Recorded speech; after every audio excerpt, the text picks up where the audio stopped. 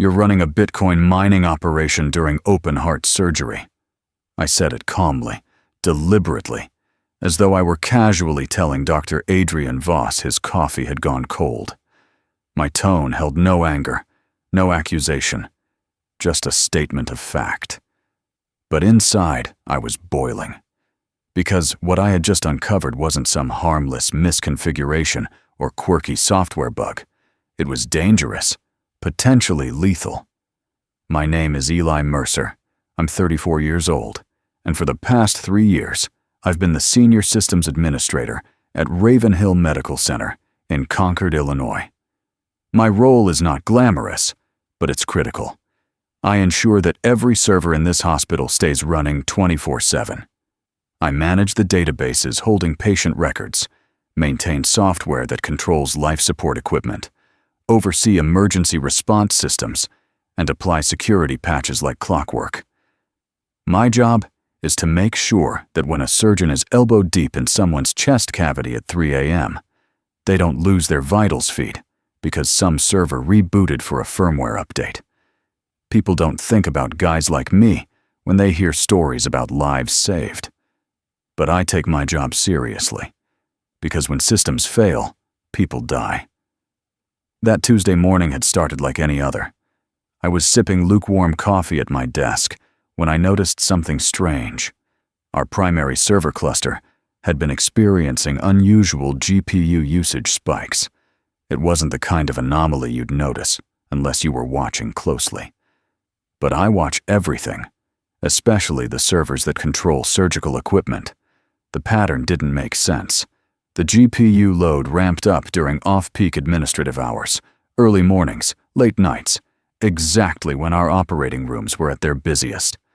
That alone wasn't enough to cry foul. But what alarmed me was how that diverted processing power began affecting core systems. Monitors lagged. Ventilators experienced micro-stutters. Backups triggered without reason. It was like watching a high-performance car start to misfire, one cylinder at a time.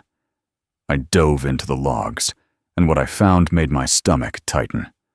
Nestled among system processes were unauthorized mining scripts, smartly obfuscated and disguised to avoid triggering alerts. Tracing the scripts led me to digital wallets, then to transaction histories, and ultimately to a single source, a registered IP address tied to one man, Dr. Adrian Voss, our newly minted Chief Innovation Officer. The man brought in 6 months ago by the Board of Directors to modernize Ravenhill's digital infrastructure. He was young, charismatic, and full of TED Talk-ready ideas about disrupting outdated healthcare paradigms. People loved him, especially the higher-ups, but I'd always felt something was off. Now I had proof. He was diverting computing power from life-critical systems, not to run simulations or test software, but to mine cryptocurrency. While people lay unconscious in surgical theaters, their lives balanced on machines powered by our server grid, he was farming Bitcoin. I didn't wait. I printed every log, every wallet address, every line of code. Then I walked straight into his office. Dr. Voss was reclining in his sleek ergonomic chair, framed by floor-to-ceiling windows that overlooked the hospital campus. He glanced up when I entered, and when I handed him the documents, he didn't even pretend to be shocked. Instead, he smiled, a calm, smug, infuriating smile. "Eli," he said, folding his hands, "you're thinking too small, too rigid. That's your problem." I didn't speak. I didn't have to. He flipped through the pages without urgency, like I'd just brought him a quarterly report that mildly interested him. "Visionary technologists," he continued, "find creative revenue streams. Ravenhill's budget is bleeding. Our patients expect miracles on shrinking margins. Innovation isn't just about gadgets. It's about financial sustainability." I stared at him in disbelief. "You're talking about innovation," I said, "while the server load is pushing life monitoring systems into latency. We're seeing micro-delays in patient vitals. The surgical teams are complaining about lags in telemetry." He waved his hand like he was brushing away a speck of dust. I've done the calculations. Negligible risk. I stepped closer, my voice low but firm. You've done risk analysis on whether it's okay to delay life support systems? On whether a child's ventilator can handle a few skipped seconds? You wouldn't understand, he said coolly. You're entrenched in legacy thinking. That was when I understood. This wasn't some oversight. It wasn't recklessness or negligence. It was intentional, calculated, cold. He knew the consequences and didn't care. I picked up the documents from his desk without another word, walked out, headed straight to my workstation, and began copying everything.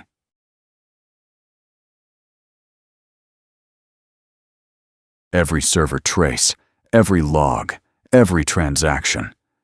I pulled audit trails, IP timestamps, code snippets, anything that could prove not just what was happening, but when and how it was being executed. I knew then that this wasn't just a violation of protocol. This was a betrayal of the very purpose of our work, keeping people alive. And something about his tone when I left, casual, confident, told me this was far from over. He believed he had all the power, that I couldn't touch him. He was wrong. Before I worked at Ravenhill, I spent 5 years at a smaller hospital in Cedar Junction. I transferred to Concord when my dad got sick. I wanted to be closer to family. He passed 2 years ago, but I stayed on. There's something about working in a hospital that grounds you. It's not flashy, it's not fun, but it's real. When systems crash here, someone's mom dies. Someone's brother flatlines. That's why I was so disturbed by what Dr. Voss had done. This wasn't some low-level tech guy setting up a mining rig under his desk. This was a C-suite executive using administrative access to hijack our entire infrastructure, and doing it with surgical precision. From the beginning, he'd made strange requests, asking for admin credentials he had no business holding, demanding server performance reports during peak surgery hours. I pushed back, cited compliance regulations, HIPAA standards, internal protocols. He always gave me that same infuriating look, like I was too slow to keep up with his genius. We need to think outside the box, he'd say. Disrupt conventional infrastructure, push toward decentralized innovation. It wasn't just me. Janet, who managed our patient database, said he once asked her to install experimental diagnostic software without clearance. Kevin in network security got weird requests for firewall reconfiguration. Vague, poorly justified. But things got critical 3 months ago.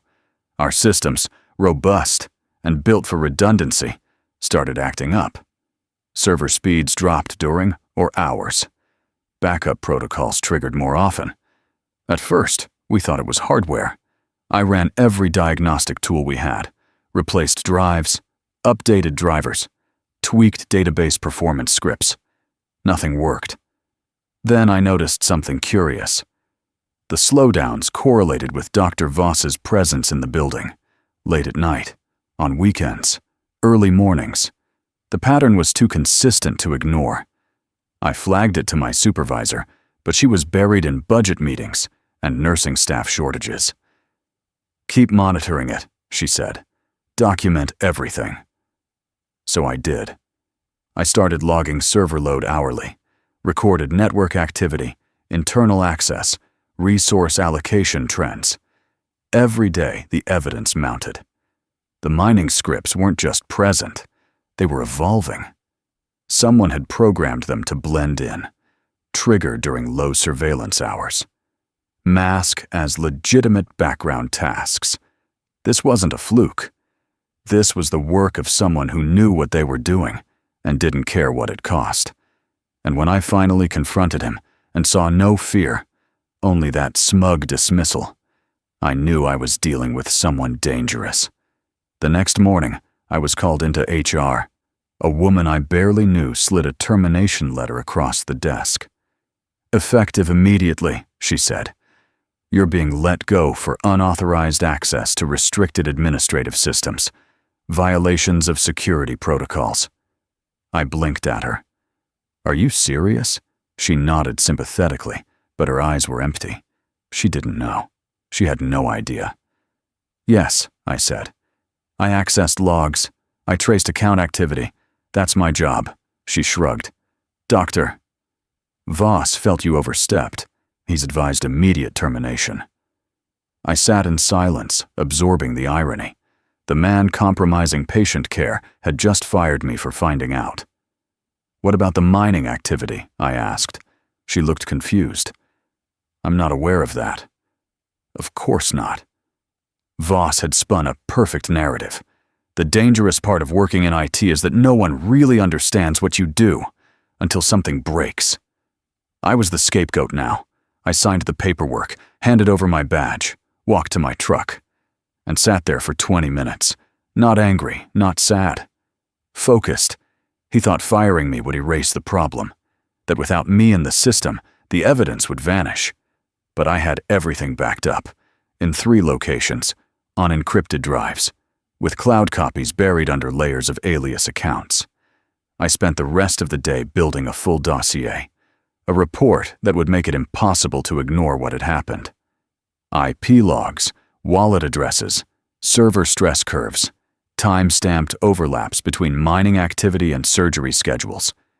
Then I picked up the phone and called the Illinois Department of Health's Fraud and Compliance hotline. It took 10 minutes to file the complaint.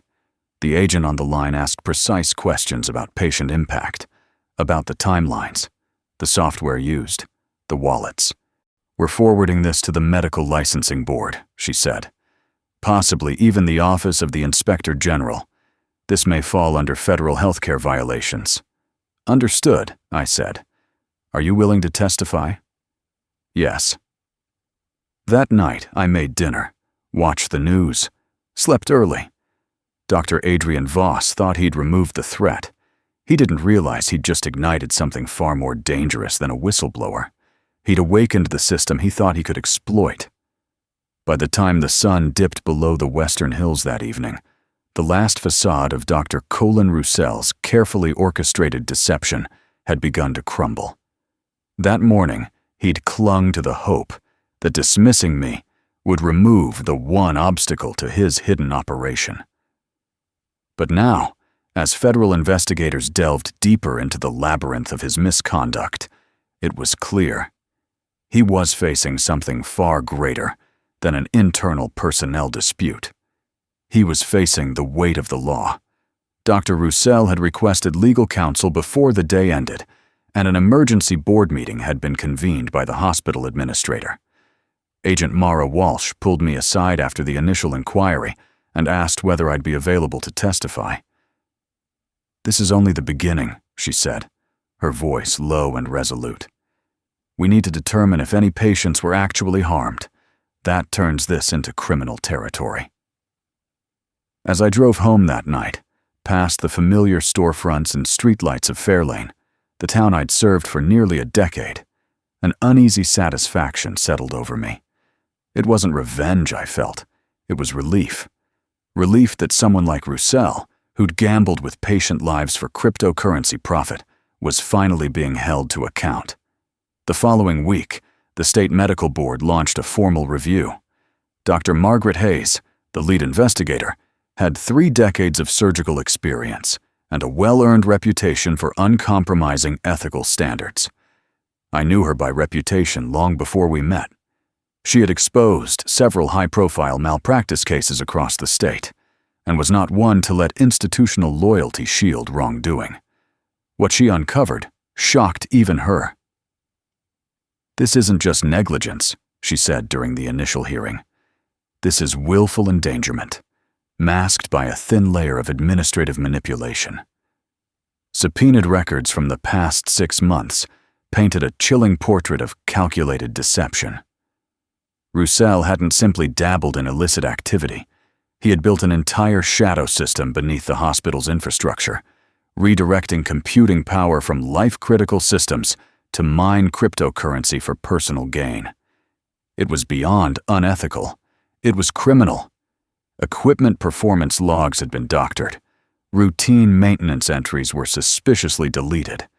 Worst of all were the overlooked surgical incidents, each of them dismissed at the time as minor equipment hiccups, but in retrospect, clear signs of compromised systems.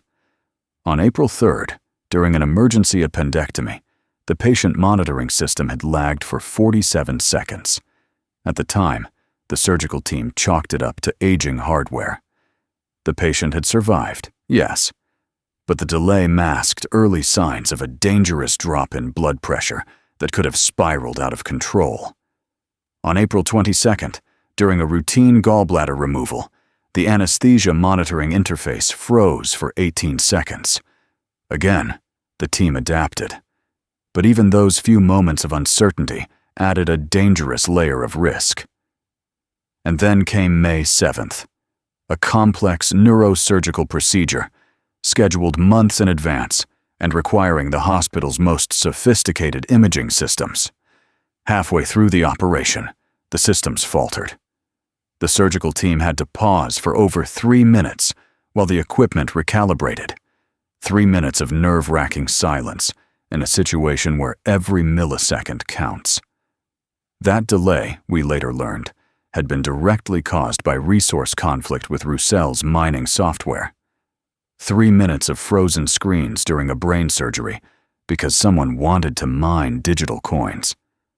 Financial audits revealed even more disturbing facts.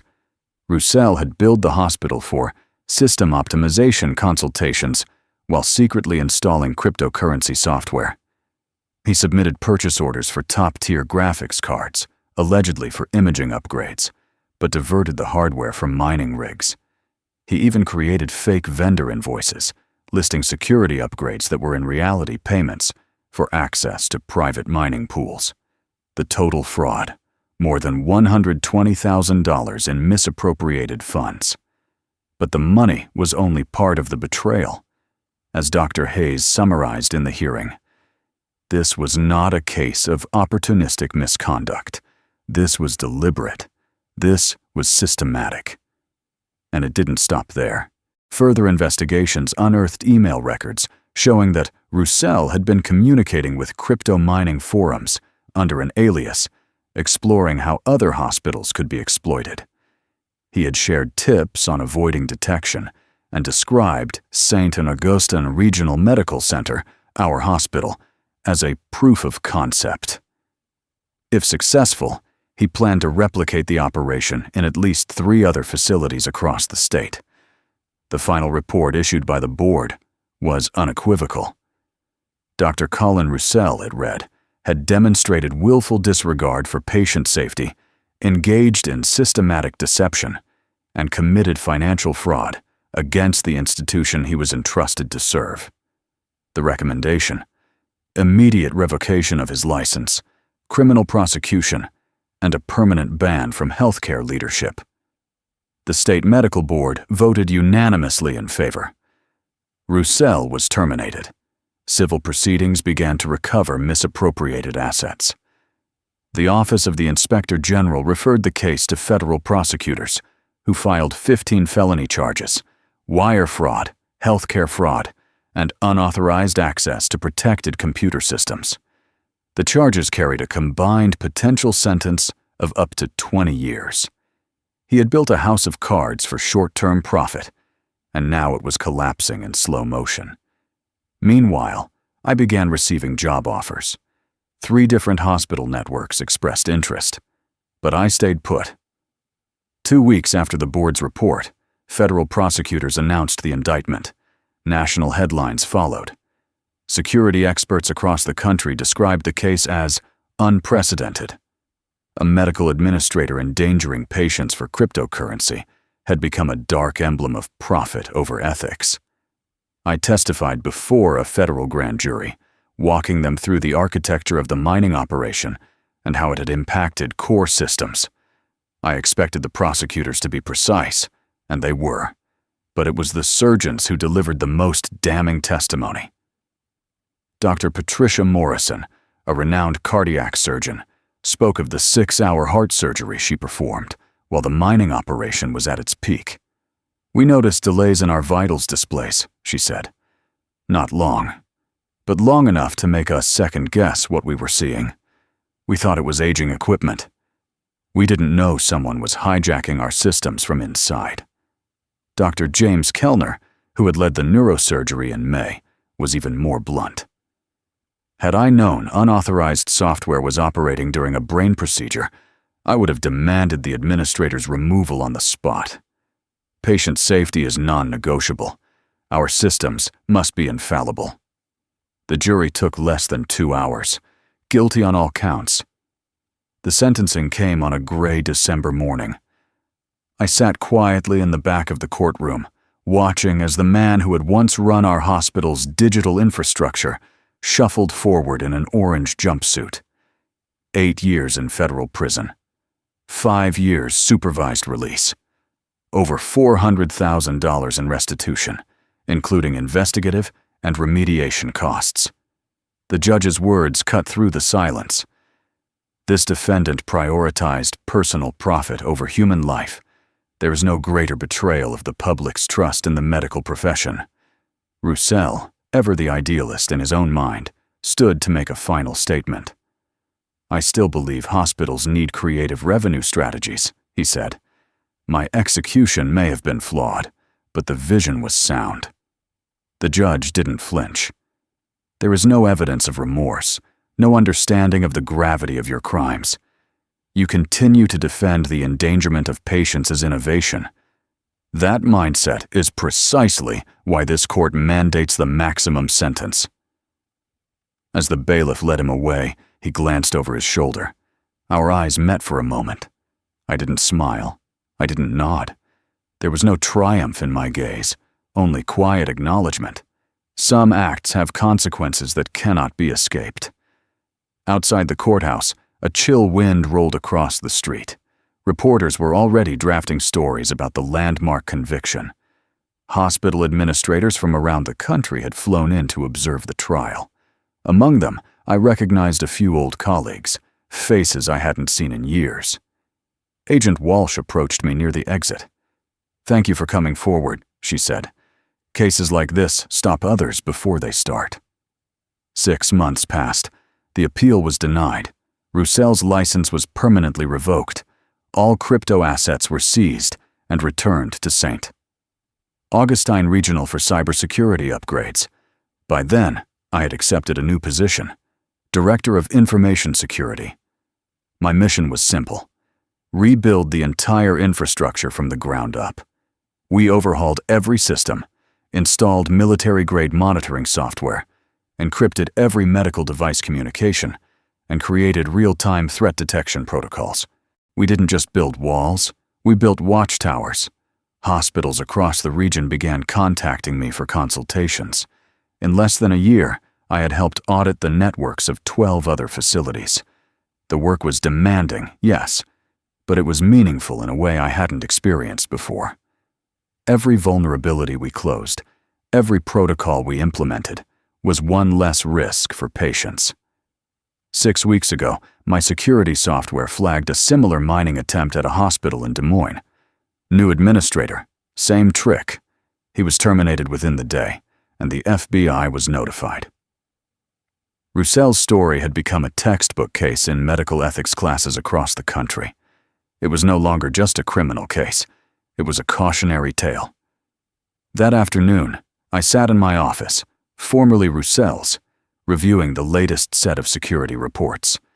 I glanced out the window, watching patients and families pass through the lobby below. A mother pushing a child in a wheelchair, an elderly man leaning on his daughter's arm. This was what the work was for. Integrity isn't glamorous. It doesn't make headlines until something breaks. But in medicine, integrity isn't optional. It's the first line of defense. Real innovation in healthcare doesn't come from creative schemes. It comes from finding better ways to save lives. Everything else is just theft with a marketing budget.